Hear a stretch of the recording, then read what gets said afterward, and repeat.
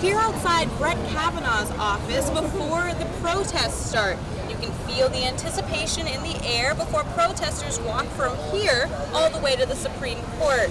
There's signs everywhere conveying how people feel about the vote that's anticipated to happen on the Senate floor tomorrow. In a 2018 study, 81% of women reported experiencing sexual harassment. The most common form, verbal harassment in public spaces, such as on the street. While here in Massachusetts, there are 5 laws prohibiting verbal harassment, it's still a common, everyday occurrence for many women. Ren and Ileana are 2 puppies from the South Korea dog meat farm. They're just getting used to human interaction. So if you give them some cheese, they eat it right up and learn that humans are good. Nestled in the newly renovated Bow Market in Somerville is Buenas, a South American-inspired food shop. It's one of 14 food and drink vendors in the new complex.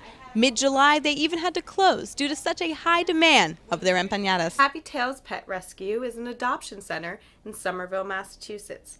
They only are available to have 10 cats at a time, and they vet their applicants by going through the applications to see if they would fit in a right home for the cats.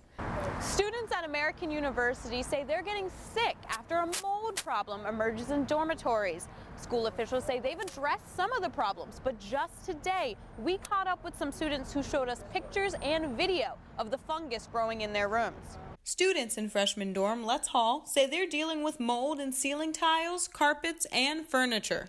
Our beds are lofted, so it was above where we're sleeping, and we looked closer and we actually saw like furry black and green mold. Some say it's making them sick.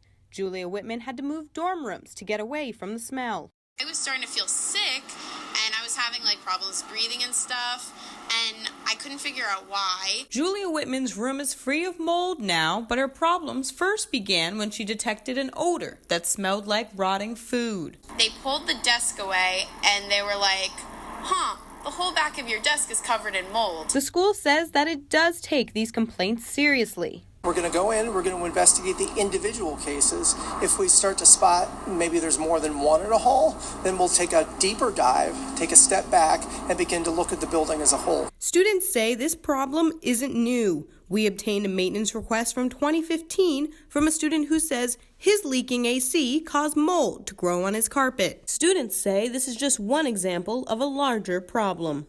Get rid of the mold, have a higher regard for the freshman dorms. The school says it will be investigating these claims soon. Katrina Kincade, ABC 7 News. They offer a variety of classes such as tumbling, hula hooping, and stilting.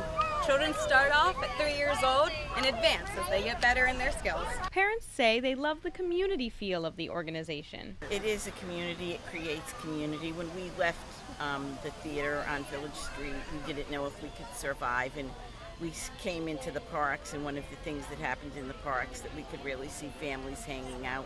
The organization is run by a dedicated team of volunteers, teachers, students, and a director.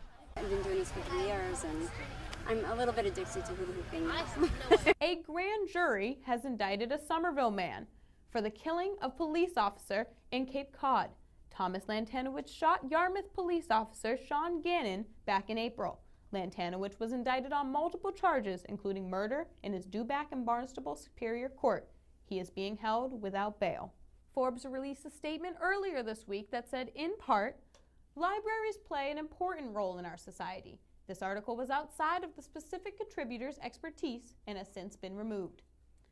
The Somerville Public Library is also hosting informational pop-ups at Bow Market until August 6th. That's all for this week.